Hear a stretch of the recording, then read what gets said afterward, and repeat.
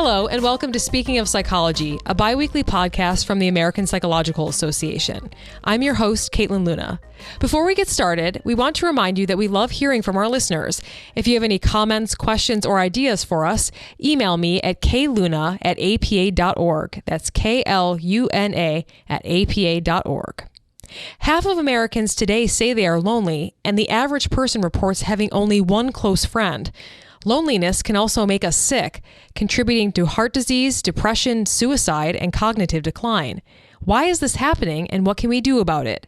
In this episode of Speaking of Psychology, I'm speaking with Dr. Julianne Holt-Lunstad, professor of psychology and neuroscience at Brigham Young University, who's an expert on loneliness and social connectedness. Welcome, Dr. Holt-Lunstad. Thank you. So first I wanted to ask, do we have a loneliness epidemic, and what trends are you seeing in your research? You know, that's a great question. And I've certainly heard this term being used, epidemic. The Vivek Murthy, the former U.S. Surgeon General, has suggested that we have a loneliness epidemic. So have leaders from multiple nations. And even recently, I was attending a talk where someone from the World Health Organization also referred to this as an epidemic.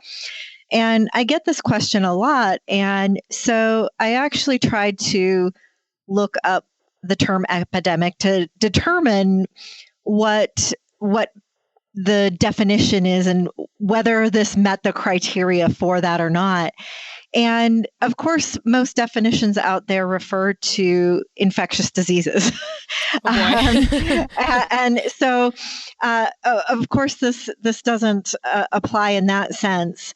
But yet, of course, we use the term about other kinds of health issues. So, for instance, it's been used to refer to as an obesity epidemic, an opioid epidemic. And so from a standpoint that this is something that is health relevant, that affects a significant portion of the population, and something that is concerning that should be prioritized, I do believe the evidence does apply. There's some question about whether it is increasing or not, but we do have good evidence that a significant portion of the population is affected. So why do you think people are lonely today? I mean, you said you're not really quite sure if those numbers are increasing or if it's just maybe we're becoming more aware of it. But, what are some of the reasons you're seeing why people are feeling lonely? Right. And of course, I can only speculate in terms of why that is the case, because certainly I and others have been studying this issue for some time. And so we've had data on this for a while, but it seems to really only be widely acknowledged very recently. And there seems to be some recent concern. And so, of course, even myself, I've thought about why it is that perhaps there is increasing attention. And so, I mean, one possibility is that simply we now have more evidence, and so this is now simply getting acknowledged. But I do think that there may be more timely issues that may be contributing to increased awareness or increased concern.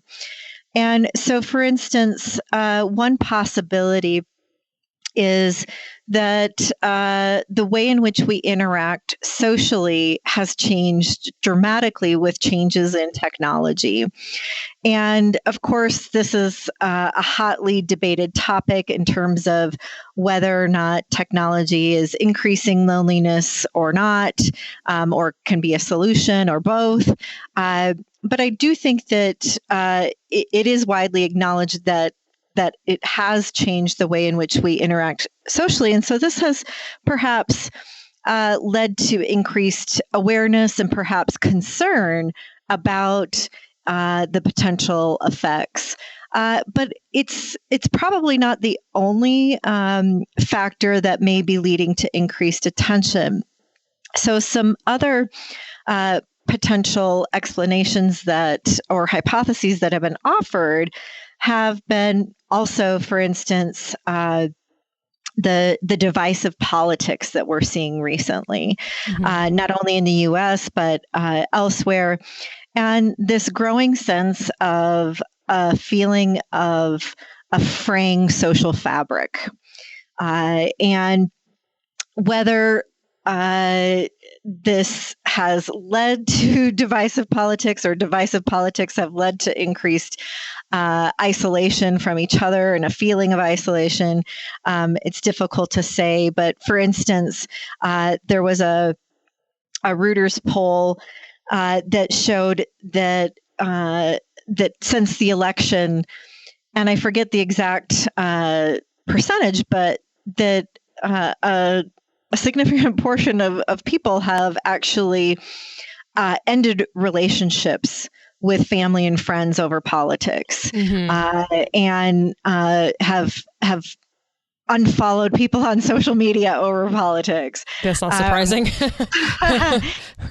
So it's possible that that's playing a role. We also know that there's changing demographics, and so we have an increasing number of people who are living alone, more so now than ever. And this is not just the case in the US, but also in the UK and Europe. And we also have some evidence to suggest that network sizes are shrinking. We have fewer people who are getting married, fewer people that are having children.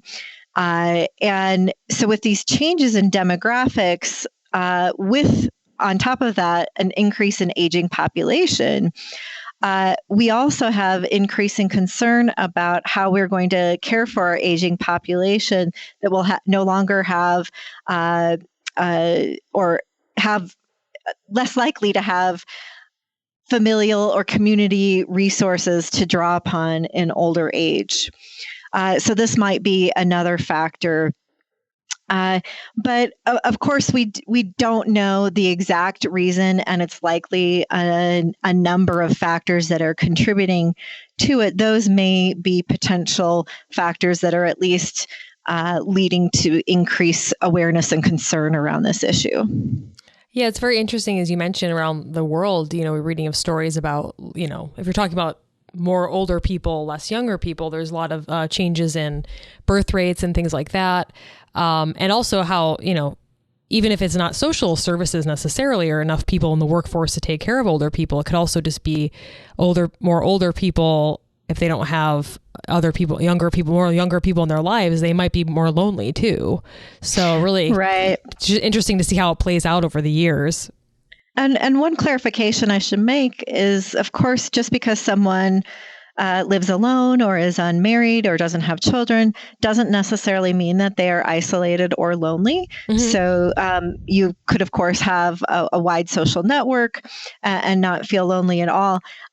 However, we do have some evidence that, for instance, living alone carries a significant risk for premature mortality independent of loneliness. And there's some evidence to suggest that among those that live alone, they're more likely to report loneliness as well.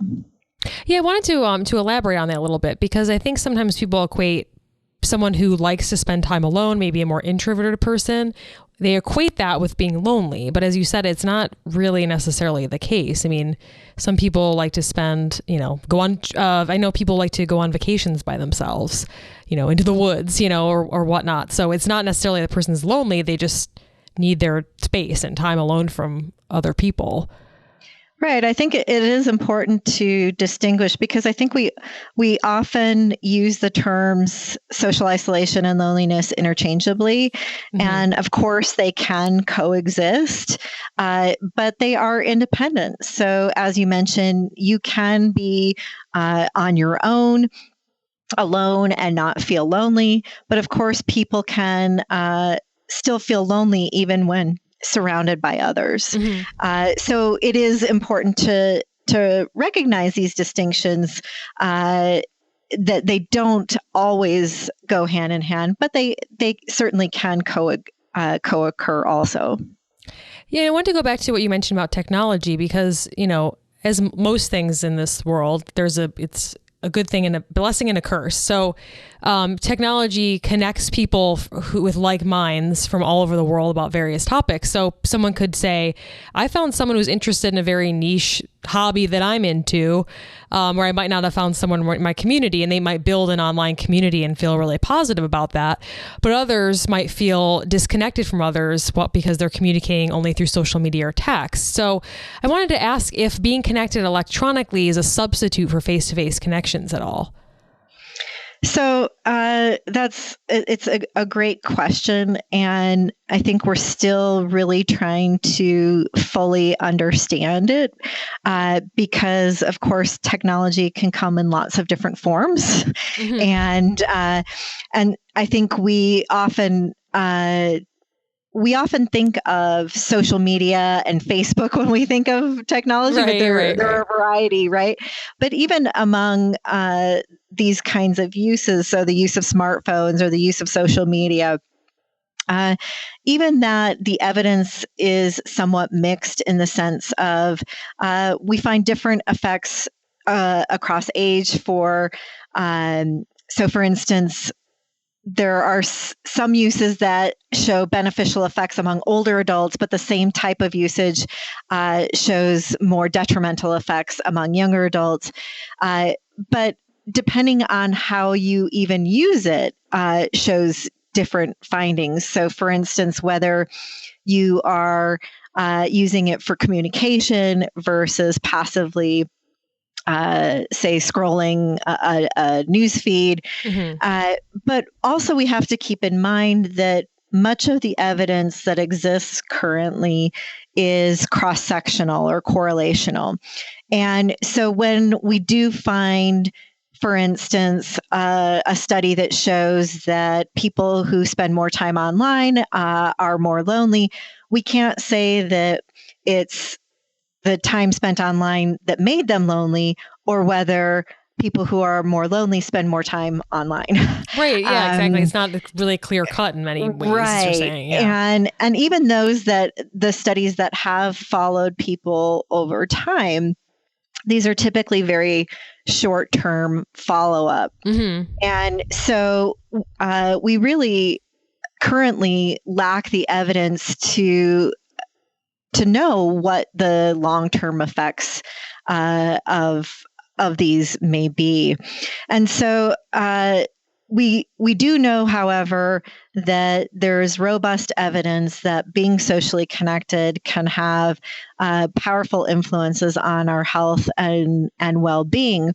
So to the extent to which this increases actual connection, so physical contact, or even a feeling of connection, is likely to be associated with more positive effects, and the extent to which these may detract or take away time from spending with others, or eliciting feelings of feeling more disconnected, that this would likely have more detrimental effects. Yeah. So what does the research say about why social relationships are important for our physical and mental health?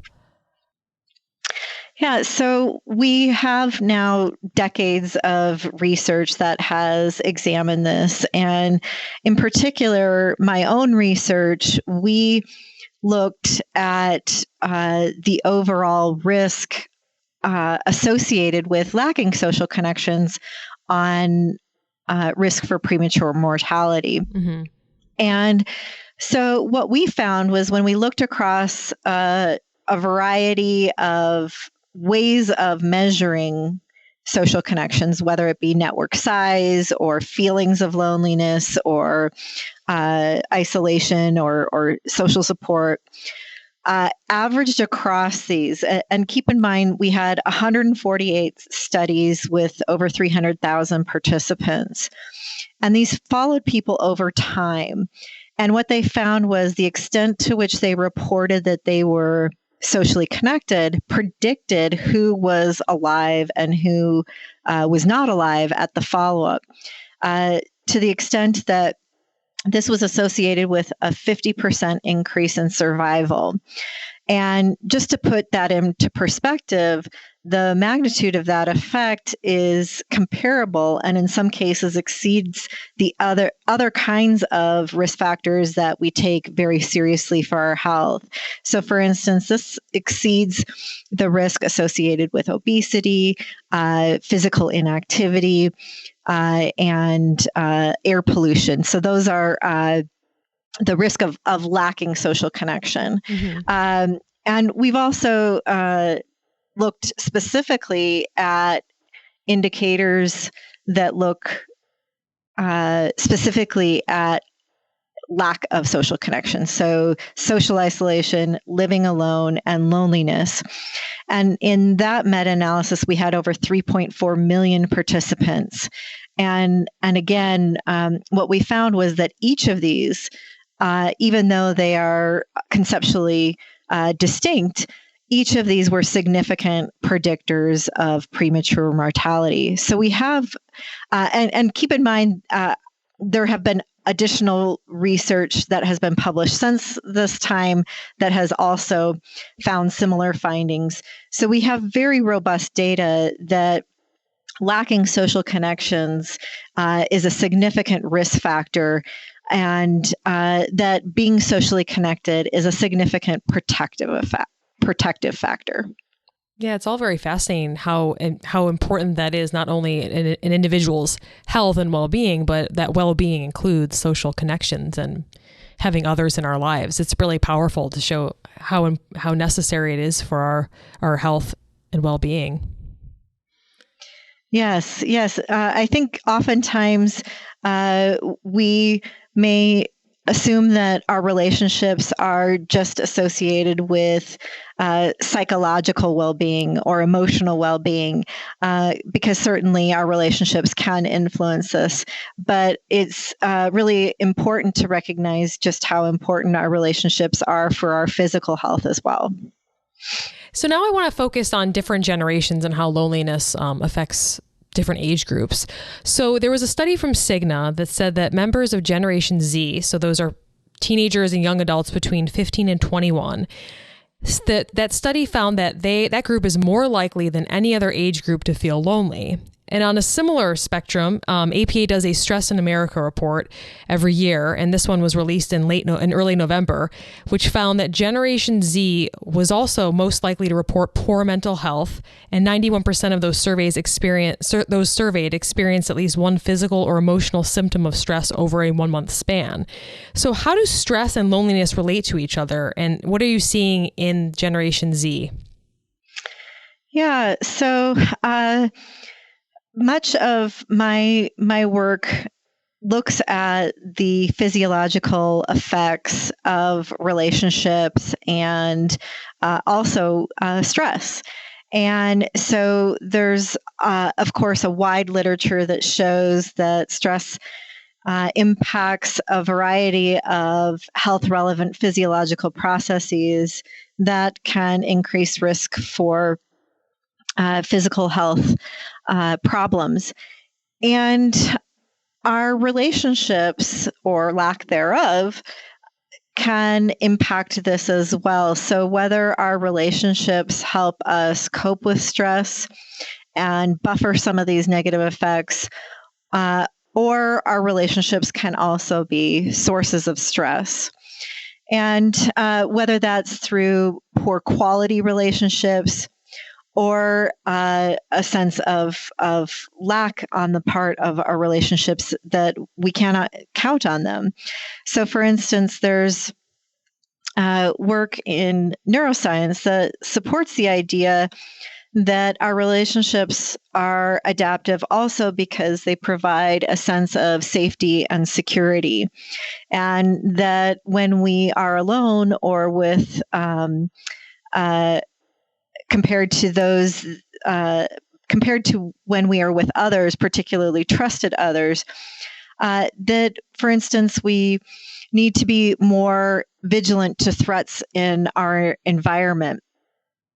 And so this can have an effect on our bodies as our bodies are preparing to handle whatever threats they may be facing. So, in this way, our relationships can have a powerful influence on our physiology that is very much related to the kinds of processes that occur when we are under stress, or, as I mentioned, can also be sources of stress. We also know that this can have an impact on behaviors as well. So whether it's due to non-social stress or more socially related stress, that we may engage in poor health behaviors, whether that is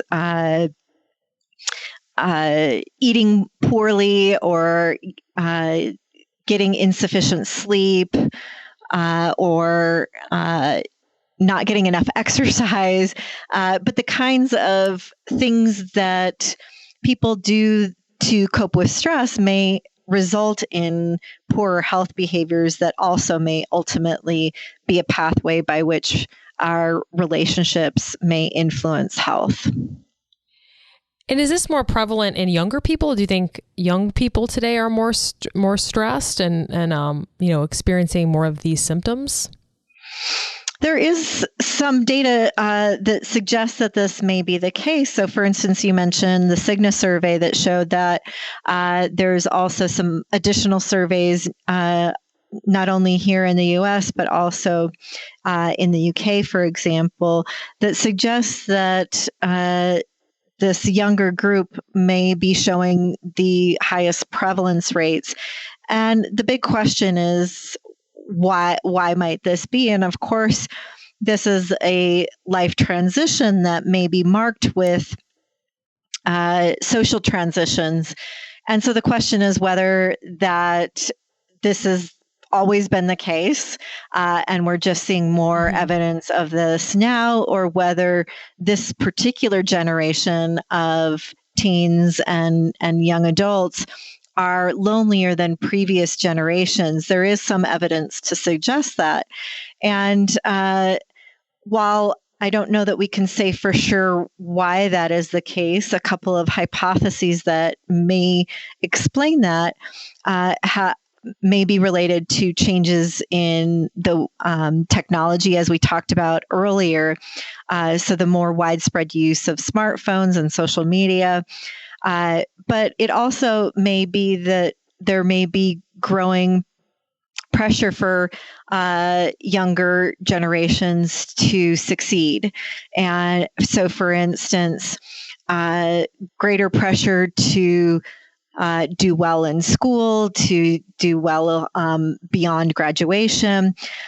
For instance, increases in children being involved in extracurricular activities, which of course is laudable, but may come at the expense of having time for friends and socializing and learning social skills. And so this increased pressure to do well and to be successful may be potentially one contributing factor. But of course, as I said, I don't know that we can say for sure whether it's one or the other or both, and other factors that we haven't even considered. But it's certainly worth exploring further, given that we are seeing increases also of anxiety and depression on college campuses nationwide. And so this is certainly an increased concern that needs to be addressed.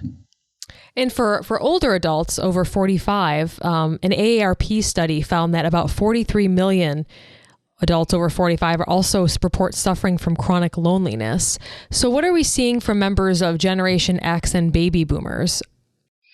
Yeah, so both of these, as I mentioned, may be related with life transitions. So for the younger generation, it may be transitioning from home to leaving home And for the older generation, it may be the transition from the workplace into retirement.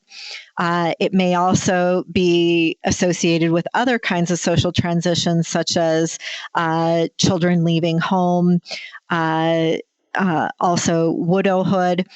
And so there may be important social disruptions that are occurring in these life transitions. Among older adults, there's also the increased potential for health and mobility issues to potentially have an influence. So with increasing health problems, that may reduce one's ability to be social, so it may increase likelihood of isolation. And for instance, mobility, vision, hearing, loss of these that are untreated may reduce one's ability to interact with others, which of course would increase risk for loneliness.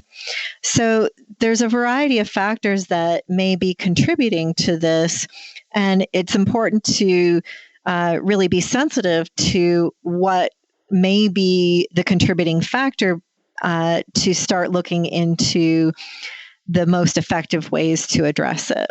Yeah, absolutely. Absolutely. And I came across an article this week in the San Francisco Chronicle about senior co-housing as a way to combat loneliness. I mean, it sounded somewhat similar to like a retirement community / college dorm, college living, because it was basically in these settings, seniors have their own individual home, but then they share common areas and communal meals several times a week. So what do you think about this? Is this a solution to some of the loneliness that might come along with older adults if they experience the loss of their spouse, if they need to move away from their home or something like that to maybe more of a smaller place or something? Yeah, I've been really fascinated by these trends. It's incredibly creative in the sense of, I think oftentimes psychologists, when we think of interventions, we think of very much individual-based, almost therapy-based kinds of solutions. And yet, certainly we know from public health that the built environment can have powerful effects. And of course, housing is part of that. And so I've seen increasing attention around designing communities to foster social connection.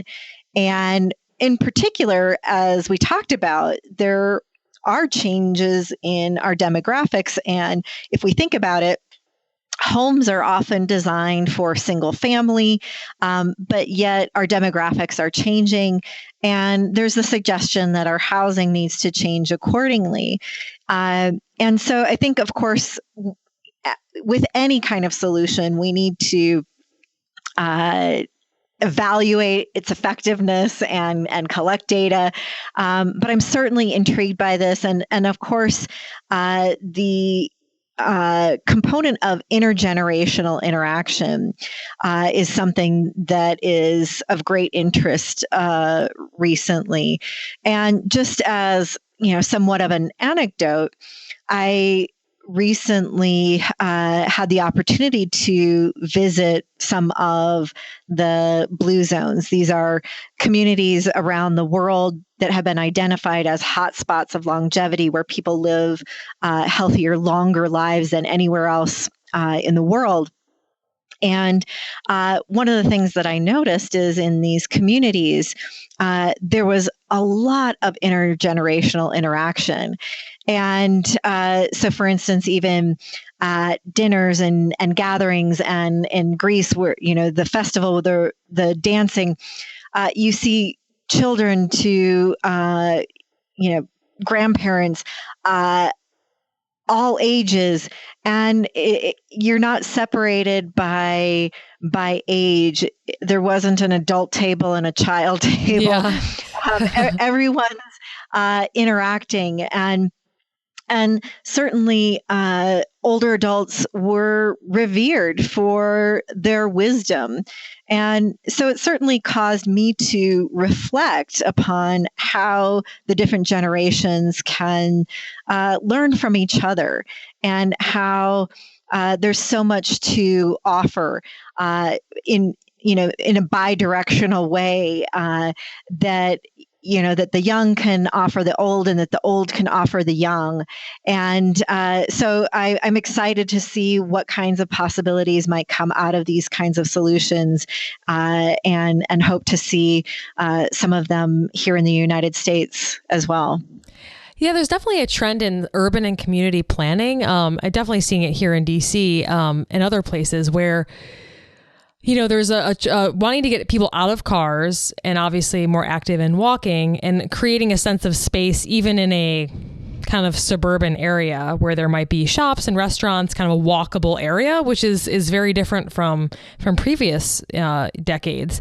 So as you mentioned, I think it's really fascinating where urban design or community planning can really fit into creating a sense of community, and how powerful that is, because you can really feel the difference between an area that's where there's not a lot of people around. People really rely on their cars. It's not very friendly to people wanting to be out in that space, as opposed to an area where it really encourages walking and hanging out, that kind of thing, and encourages people to be out and being social with each other.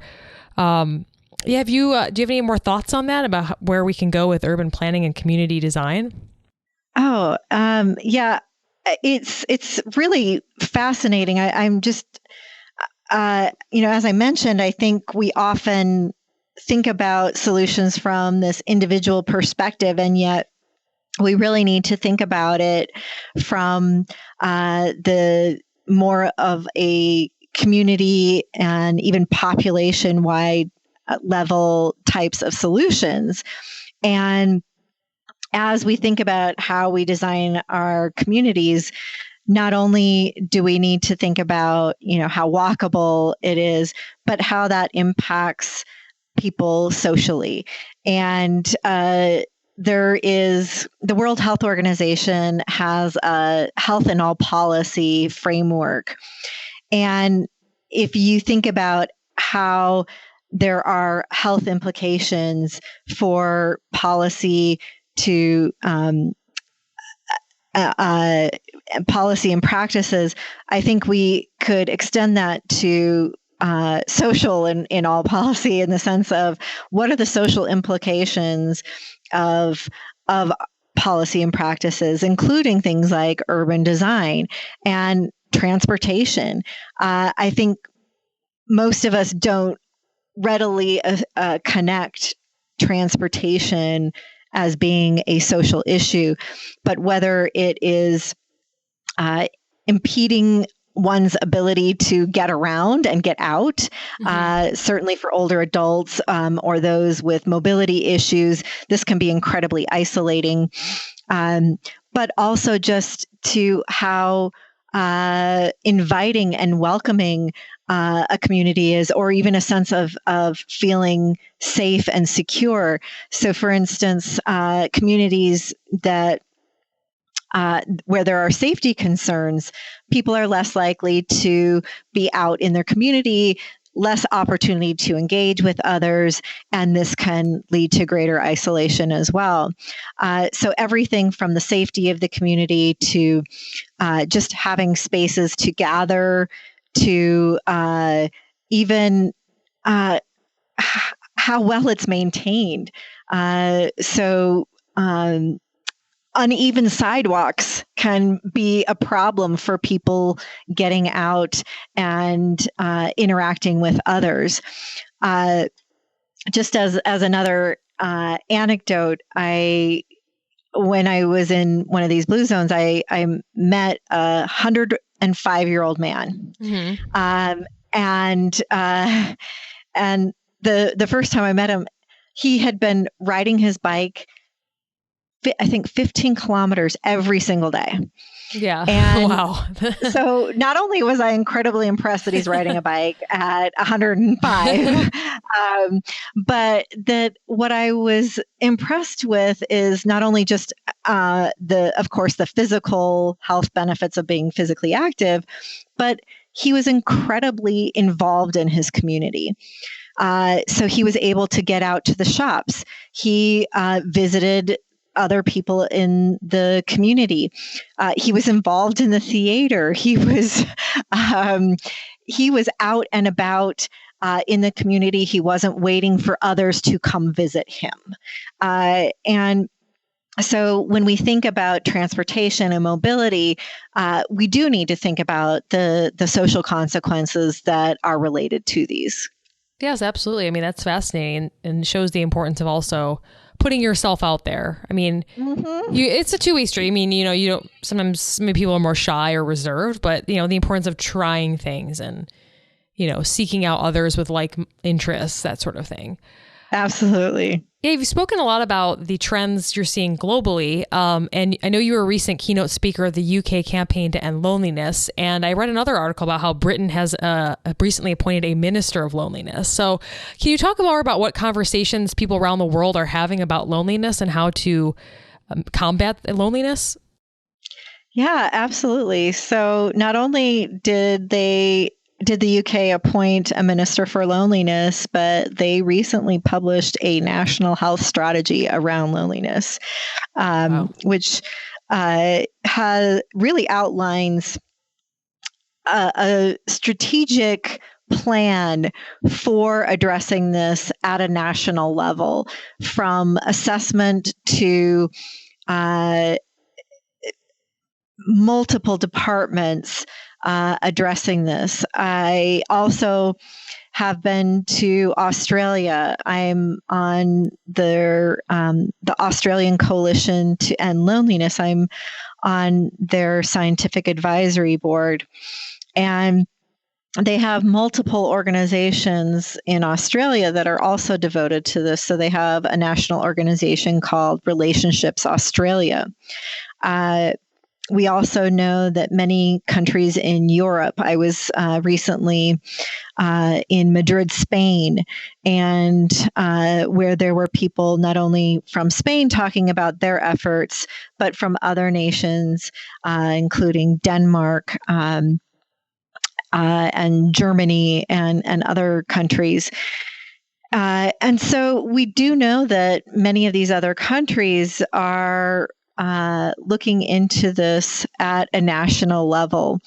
And the UK is, from my awareness, leading the way in terms of having a very strategic plan in place and an appointed government position to oversee this work.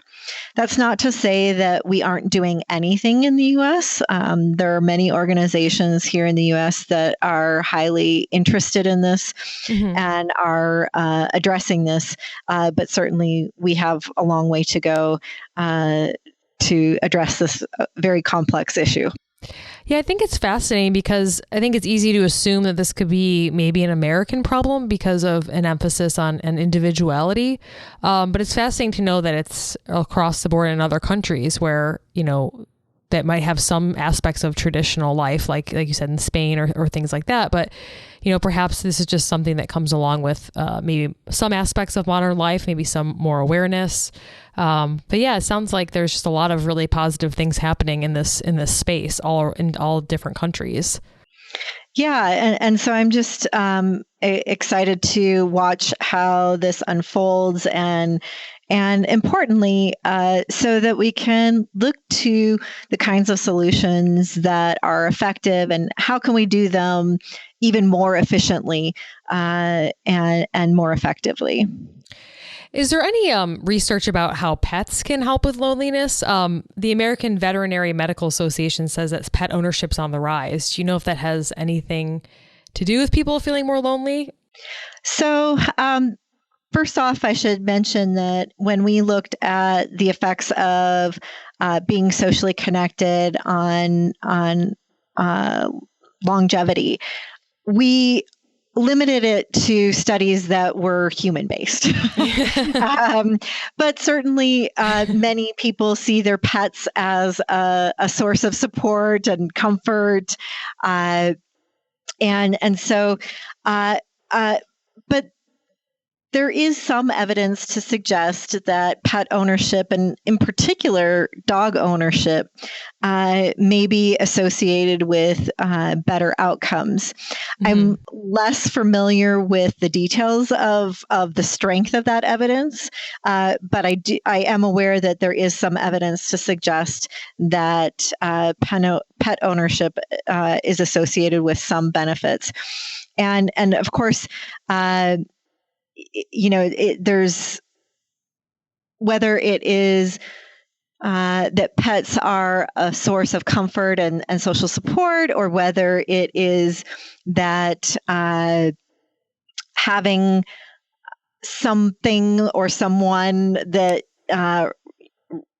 relies upon you so that there's meaning and purpose, or whether it's the physical activity of having to, say, for instance, walk a dog, or if it's that activity that gets you out interacting with other people.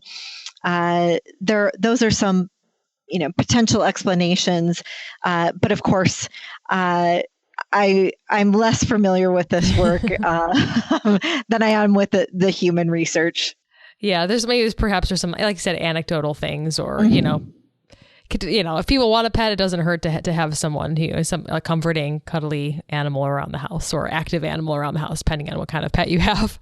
It's just as we wrap up here, I wanted to know if you have any advice for people who are feeling lonely. I mean, do you have anything that you can share to people who might be feeling this way? Yeah. So, of course, from a scientific standpoint, we're still trying to really identify what are the best approaches to reducing loneliness. And I think the biggest challenge is going to be the fact that for different people, what's causing that loneliness may be very different. And so the way in which that loneliness might reduce might mean a very different approach for one person than for another. However, and there has been surveys that have asked people, when you've been lonely in the past, what has helped and what has not been helpful. And so, for instance, the recent BBC survey asked this. And what I found so fascinating about it was that one of the top responses for what has been helpful was getting involved in social groups. Mm-hmm. But it was also one of the top responses for advice that was given to them that was not helpful. Yeah. Yeah. It's like speak to what's the individual person's needs. Right. And so that might be that it may be helpful for some and not for others, but it also might be that the right kind of social group might be helpful, but not all social groups might be helpful. That's true. You definitely have to build connections with people. I mean, just being around others who, might not be the same as when you have deep connections with people and can really, be intimate with someone on either a friendship or a romantic relationship level. Right. And so, one thing that might be incredibly challenging and difficult to do for some, though, is to reach out and reach out to other people.